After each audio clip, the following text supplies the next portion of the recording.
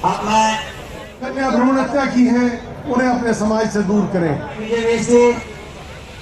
भाई किरण जी, मैं अब रणधीर रेड्डी जी एडवोकेट उनसे निवेदन करूंगा। आज के सम्मेलन की अध्यक्षता कर रहे हैं स्वामी आदिवेश जी, उपस्थित स्वामी रामवेश जी और संचालन कर रहे स्वामी आदित्य जी और समारोह में उपस्थित यहाँ सभी मध्य विधायक भाई सुभाष देशवाल जी और सरदार कुलतार सिंह जी के सपुत्र भगत सिंह जी के भतीजे चिरंजीत सिंह जी, प्रोफेसर वीरेंद्र जी, सम्मानित मंच चोपड़ा जी व सम्मानित मंच, उपस्थित सभी मेरे आर्यजन, मातृशक्ति और प्यारे बच्चे और पत्रकार बंधु, बहुत देर से सम्मेलन चल रहा है और बहुत सारे मेरे से पूर्व वक्ताओं ने अपने अपने विचार रखे और बहुत अच्छे विचार रखे हैं।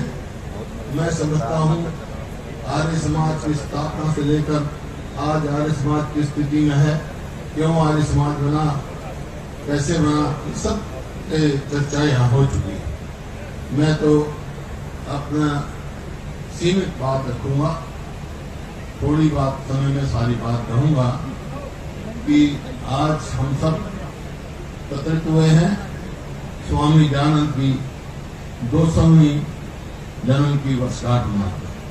200 साल पहले पैदा हुए थे और इस 200 साल में हमारे समाज में क्या बदलाव आया और उस समय हमारा समाज कैसा था, हमारा देश कैसा था, उस समय स्वामी दयानंद ने जन्म लेके क्या क्या किया, ये आज विचार करने की बात है। किस तरह समाज में सांस्कृतिक और शिक्षा में सामाजिक, सांस्कृतिक और सामाजिक बदलाव स्वामी दयानंद से प्रेरणा लेके कैसे हम आगे बढ़े, ये आज हम सबको विचार करना चाहिए। इस बारे में मैं यही कहूँगा, स्वामी दयानंद जिनका बचपन का नाम मूल शंकर था,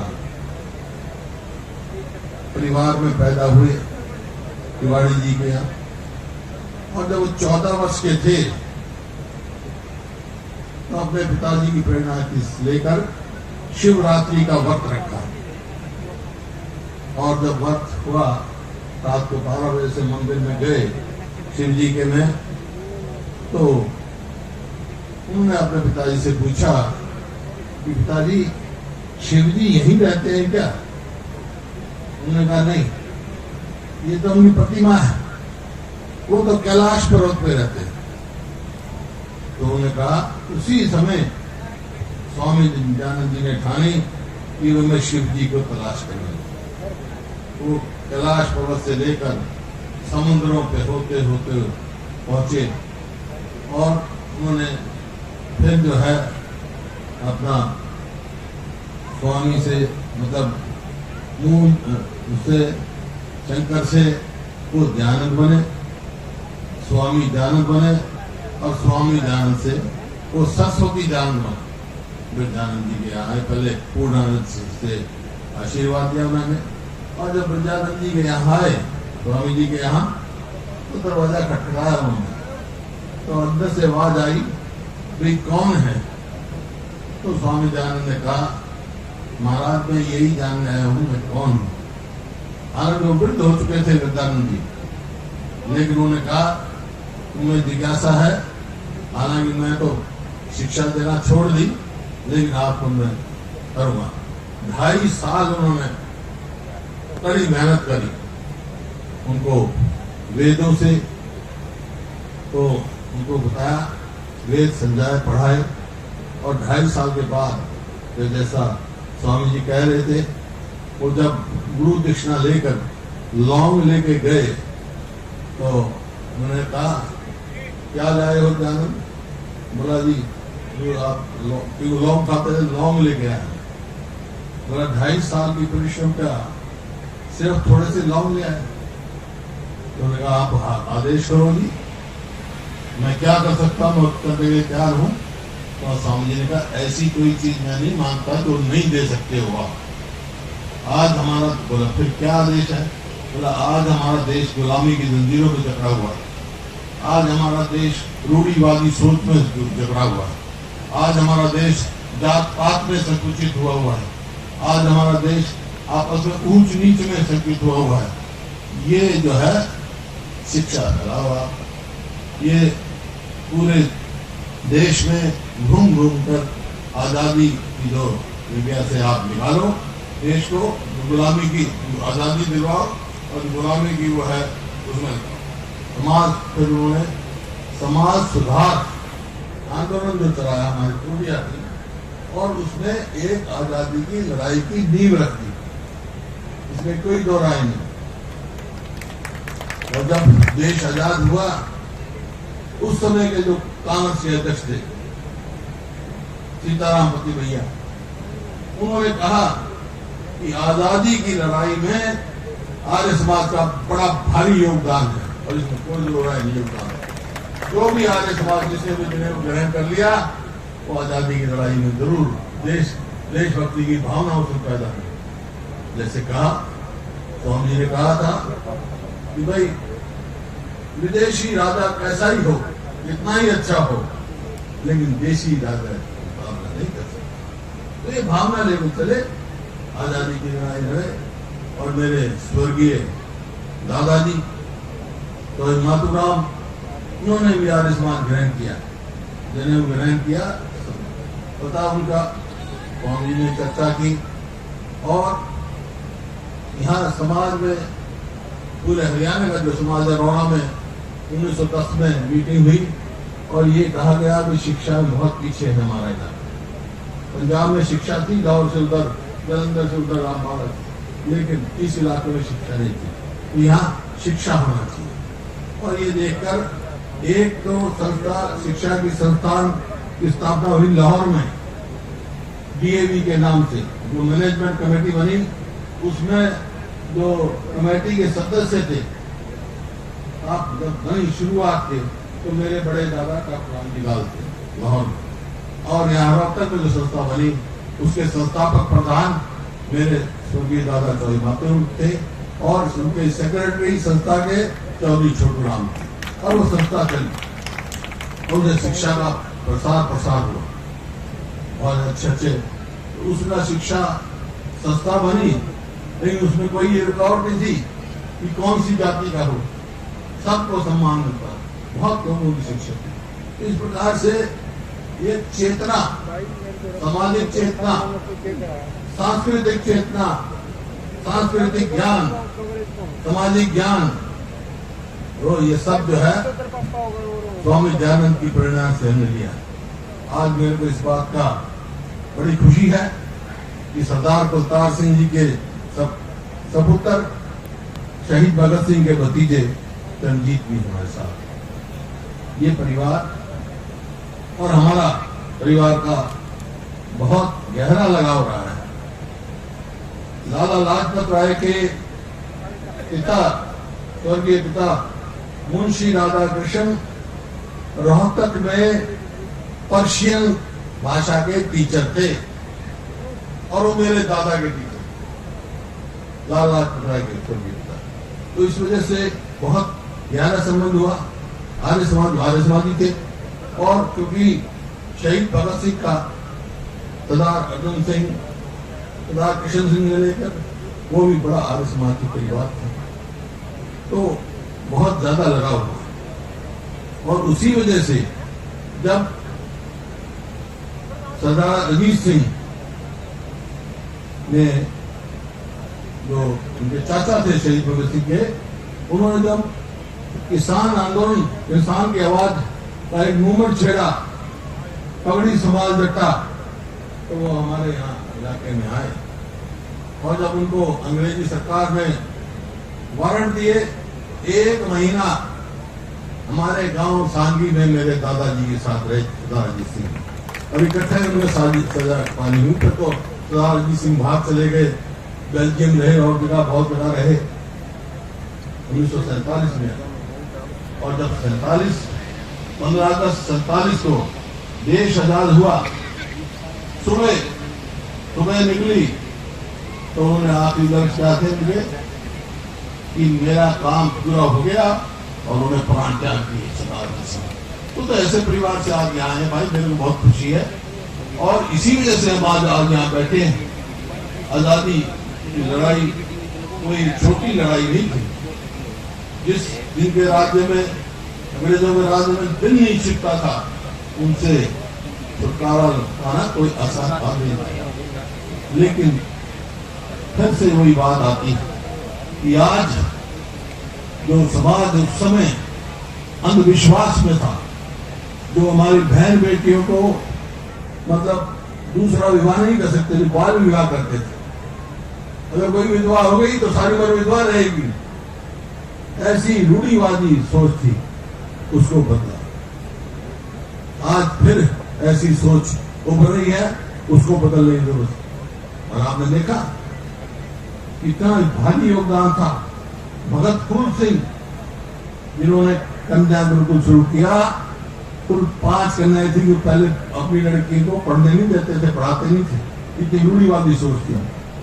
जब हमारे को मौका मिला मेरे को, तो भगत फूल सिंह के नाम से मैंने कानपुर में महिला यूनिवर्सिटी बनाई और देश में पहला सरकारी क्षेत्र में पहला आजादी के बाद मेडिकल कॉलेज केवल महिलाओं के लिए बनाया कानपुर में, क्योंकि भगत फूल सिंह ने की सोच थी, स्वामी दयानंद से प्रेरणा लेके कि महिलाओं को जब तक बराबर में शिक्षित नहीं होंगी हम आगे नहीं जा सकते।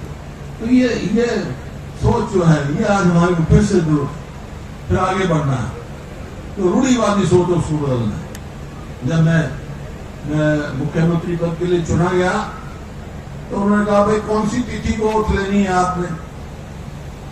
तो मैंने जो तिथि बताई, उन्होंने कहा, किसी ने कहा, मेरे साथी ने, भाई उस दिन तो शनिचरवार है।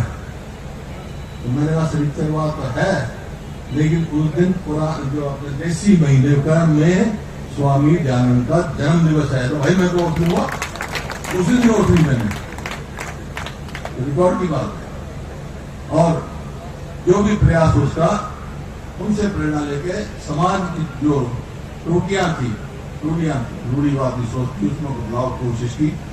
लेकिन फिर आज फिर जरूरत हमारे को स्वामी दयानंद की जरूरत है, जैसे हमारी बेटी कह रही थी कि फिर से जरूरत है। फिर से उन्हीं अंधविश्वास में हम फंसते जा रहे हैं, उन्हीं जात पात में हम फंसते जा रहे हैं, उन्हीं ऊंच नीच में हम फंसते जा रहे हैं। इससे दूर होना है। इंसान भगवान ने पैदा किया है, सब इंसान पैदा किए हैं, ये लेकर आपको चलना है। मैं बहुत हार्दिक बधाई देता हूं स्वामी आर्यवेश को, जिन्होंने इस सम्मेलन का आयोजन किया है और याद दिलाया है। इन्होंने कहा, ये प्रस्ताव दिए हैं हमने, प्रस्ताव में पहला प्रस्ताव इनका ये है कि भाई जो स्वामी दयानंद के जन्म दिवस पर छुट्टी होनी चाहिए। वो मैंने तो कर दी थी, बाद में बंद हो गई। भाई आपके आशीर्वाद से हमारी सरकार बनेगी तो स्वामी दयानंद के जन्म दिवस पर छुट्टी होगी, अवकाश होगा। इस वास्ते नहीं कि छुट्टी होनी है, लेकिन स्वामी दयानंद की जो सोच थी, उनकी शिक्षाओं से प्रेरणा लें और समाज में हम शिक्षा फैलाएं। इस वास्ते हम चाहते हैं कि उनकी दी हुई शिक्षा पे हम आगे बढ़े, कदम बढ़े और सब मिलजुल कर 36 बरादरी एक होकर हम अपने समाज को, प्रदेश को और देश को मजबूत करें, जो उन्होंने कल्पना की थी स्वामी दयानंद ने, कि जिसका गुलामी की जंजीरों से छुड़ाने का उन्हें प्रेरणा दी और लड़ाई लड़ी पूरे आजादी की। आज भी जो समाज को मजबूत बनाने के लिए, उसकी कमियां दूर करने के लिए हम सब एक होकर 36 बरादरी होकर एक आगे बढ़े। और मैं स्वामी आर्यवेश जी का फिर से आभार व्यक्त करता हूँ, इन्होंने यहाँ आप सबसे मिलने का मौका दिया और एक नई जो है वो शुरुआत की है और ये अब रुकने वाली नहीं है। इन्हीं शब्दों के साथ बहुत बहुत धन्यवाद। जय हिंद। अब मैं कन्या भ्रूण हत्या की है, उन्हें अपने समाज से दूर करें। विजय भाई किरण जी, मैं अब रणधीर रेड्डी जी एडवोकेट, उनसे निवेदन करूंगा। धन्यवाद। आज के सम्मेलन की अध्यक्षता कर रहे हैं स्वामी आदिवेश जी, उपस्थित स्वामी रामवेश जी और संचालन कर रहे स्वामी आदित्य जी और समारोह में उपस्थित यहाँ सभी से विधायक भाई सुभाष देशवाल जी और सरदार प्रताप सिंह जी के सपुत्र भगत सिंह जी के भतीजे चिरंजीत सिंह जी, प्रोफेसर वीरेंद्र जी, सम्मानित मंच चोपड़ा जी व सम्मानित मंच उपस्थित सभी मेरे आर्यजन, मातृशक्ति और प्यारे बच्चे और पत्रकार बंधु, बहुत देर से सम्मेलन चल रहा है और बहुत सारे मेरे से पूर्व वक्ताओं ने अपने अपने विचार रखे और बहुत अच्छे विचार रखे हैं। मैं समझता हूँ आर्य समाज की स्थापना से लेकर आज आर्य समाज की स्थिति में है, क्यों आर्य समाज बना, कैसे बना, ये सब चर्चा यहाँ हो चुकी है। मैं तो अपना सीमित बात रखूंगा, थोड़ी बात समय में सारी बात कहूंगा कि आज हम सब एकत्रित हुए हैं स्वामी दयानंद की 200वीं जन्म की वर्षगांठ मनाते। 200 साल पहले पैदा हुए थे और इस 200 साल में हमारे समाज में क्या बदलाव आया और उस समय हमारा समाज कैसा था, हमारा देश कैसा था, उस समय स्वामी दयानंद ने जन्म लेके क्या क्या किया, ये आज विचार करने की बात है। किस तरह समाज में सांस्कृतिक और शिक्षा में सामाजिक, सांस्कृतिक और सामाजिक बदलाव स्वामी दयानंद से प्रेरणा लेके कैसे हम आगे बढ़े, ये आज हम सबको विचार करना चाहिए। इस बारे में मैं यही कहूँगा, स्वामी दयानंद जिनका बचपन का नाम मूल शंकर था, परिवार में पैदा हुए तिवाड़ी जी के यहाँ, और जब वो 14 वर्ष के थे तो अपने पिताजी की प्रेरणा लेकर शिवरात्रि का व्रत रखा और जब व्रत हुआ रात को 12 बजे से मंदिर में गए शिव जी के में, तो उन्होंने अपने पिताजी से पूछा कि पिताजी शिव जी यहीं रहते हैं क्या? उन्होंने कहा नहीं, ये तो उनकी प्रतिमा है, वो तो कैलाश पर्वत पे रहते हैं। तो उन्होंने कहा उसी समय स्वामी दयानंद जी ने ठानी कि मैं शिव जी को तलाश करूंगा। वो कैलाश पर्वत से लेकर समुद्रों पे होते होते पहुंचे और उन्होंने फिर जो है अपना स्वामी से मतलब मूल उससे शंकर से वो दयानंद बने, स्वामी दयानंद बने और स्वामी दयानंद से वो सरस्वती दयानंद बने। ब्रजानंद जी के यहाँ आए, पहले पूर्णानंद से आशीर्वाद दिया उन्होंने, और जब ब्रजानंद जी के यहाँ आए स्वामी जी के यहाँ, तो दरवाजा खटखटाया उन्होंने, तो अंदर से आवाज आई भाई कौन है? तो स्वामी दयानंद ने कहा महाराज मैं यही जानने आया हूँ मैं कौन हूँ। हालांकि वो वृद्ध हो चुके थे ब्रजानंद जी, लेकिन उन्होंने कहा तुम्हें जिज्ञासा है, हालांकि मैं तो शिक्षा देना छोड़ दी, लेकिन आपको मैं करूंगा।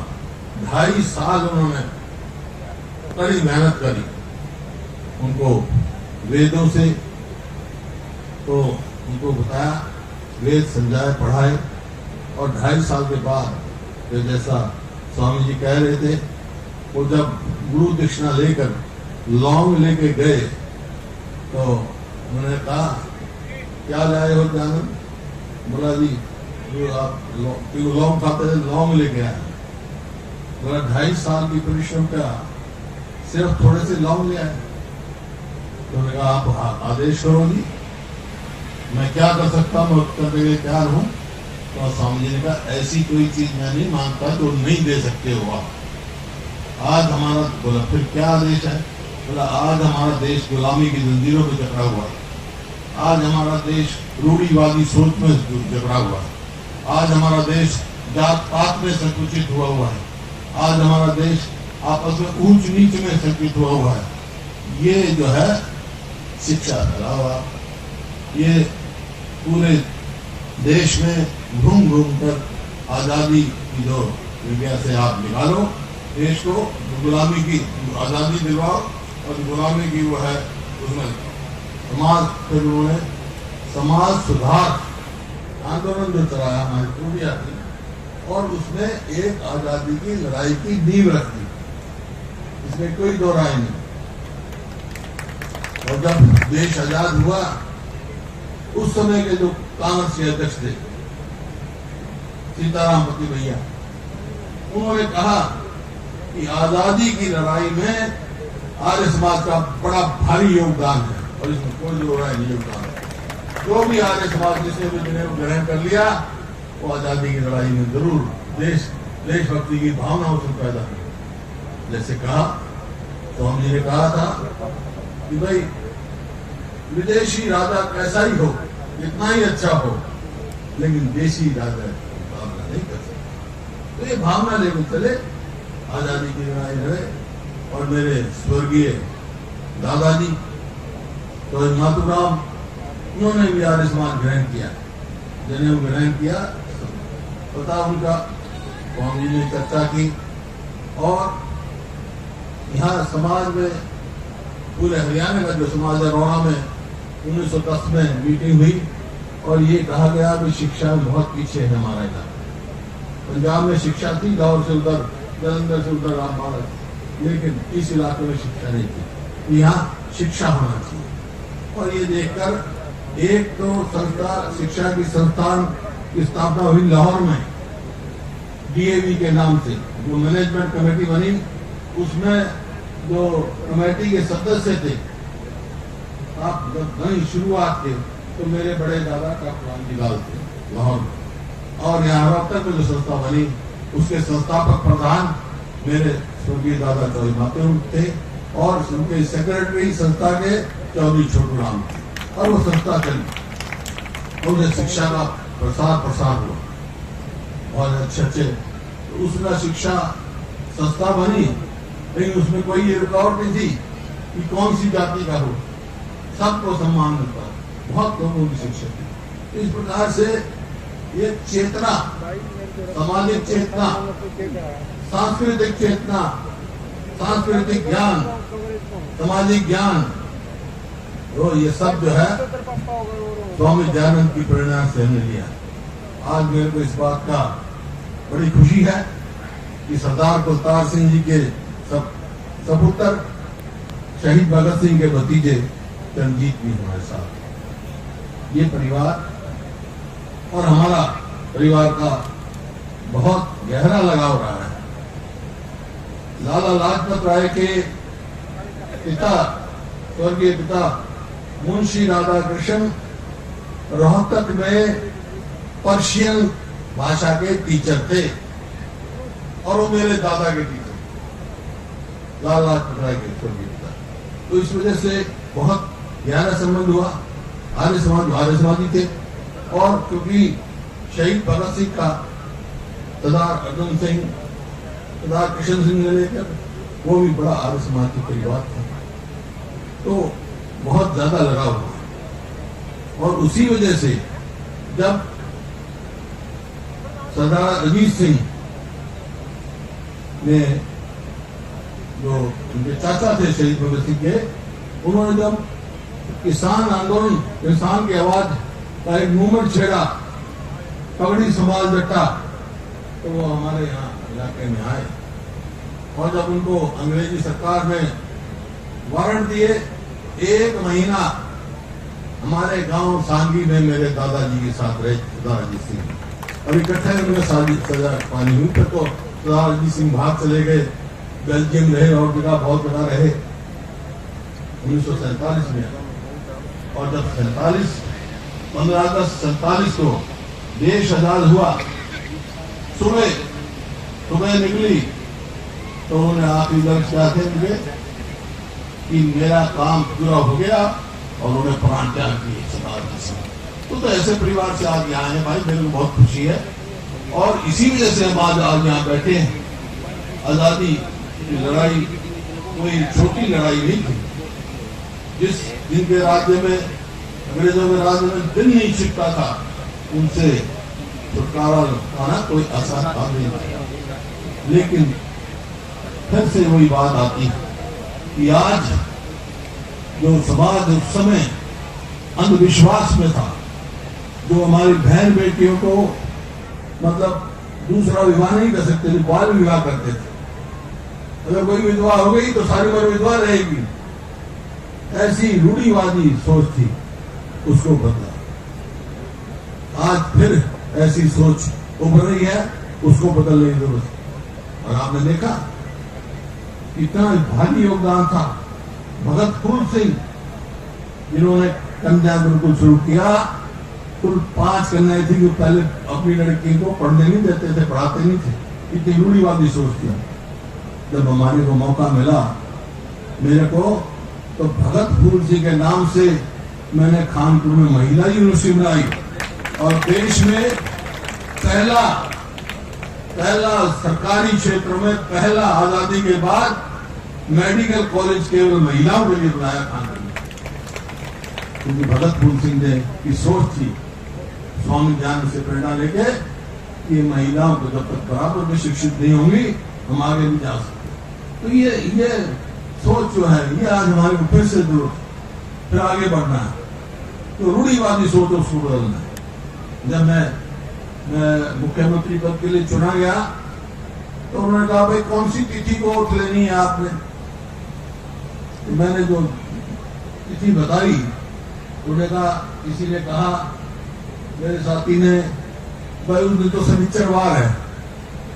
तो मैंने कहा शनिचरवार तो है, लेकिन उस दिन पूरा जो अपने देसी महीने का में स्वामी दयानंद का जन्म दिवस है। तो भाई मैं तो वोट लूंगा, उस दिन वोट ली मैंने, रिकॉर्ड की बात है। और जो भी प्रयास उसका, उनसे प्रेरणा लेके समाज की जो त्रुटियां थी, रूढ़िवादी सोच थी, उसमें बदलाव की कोशिश की।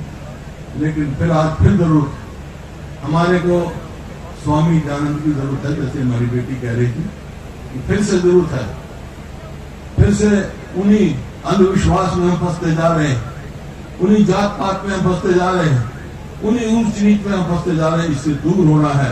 इंसान भगवान ने पैदा किया है, सब इंसान पैदा किए हैं, ये लेकर आपको चलना है। मैं बहुत हार्दिक बधाई देता हूं स्वामी आर्यवेश को, जिन्होंने इस सम्मेलन का आयोजन किया है और याद दिलाया है। इन्होंने कहा, ये प्रस्ताव दिए हैं हमने, प्रस्ताव में पहला प्रस्ताव इनका ये है कि भाई जो स्वामी दयानंद के जन्म दिवस पर छुट्टी होनी चाहिए। वो मैंने तो कर दी थी, बाद में बंद हो गई। भाई आपके आशीर्वाद से हमारी सरकार बनेगी तो स्वामी दयानंद के जन्म दिवस पर छुट्टी होगी, अवकाश होगा। इस वास्ते नहीं कि छुट्टी होनी है, लेकिन स्वामी दयानंद की जो सोच थी, उनकी शिक्षाओं से प्रेरणा लें और समाज में हम शिक्षा फैलाएं। इस वास्ते हम चाहते हैं कि उनकी दी हुई शिक्षा पे हम आगे बढ़े, कदम बढ़े और सब मिलजुल कर 36 बरादरी एक होकर हम अपने समाज को, प्रदेश को और देश को मजबूत करें, जो उन्होंने कल्पना की थी स्वामी दयानंद ने, कि जिसका गुलामी की जंजीरों से छुड़ाने का उन्हें प्रेरणा दी और लड़ाई लड़ी पूरे आजादी की। आज भी जो समाज को मजबूत बनाने के लिए, उसकी कमियां दूर करने के लिए हम सब एक होकर 36 बरादरी होकर एक आगे बढ़े। और मैं स्वामी आर्यवेश जी का फिर से आभार व्यक्त करता हूँ, इन्होंने यहाँ आप सबसे मिलने का मौका दिया और एक नई जो है तो शुरुआत की है, और ये अब रुकने वाली नहीं है। इन्हीं शब्दों के साथ बहुत बहुत धन्यवाद। जय हिंद।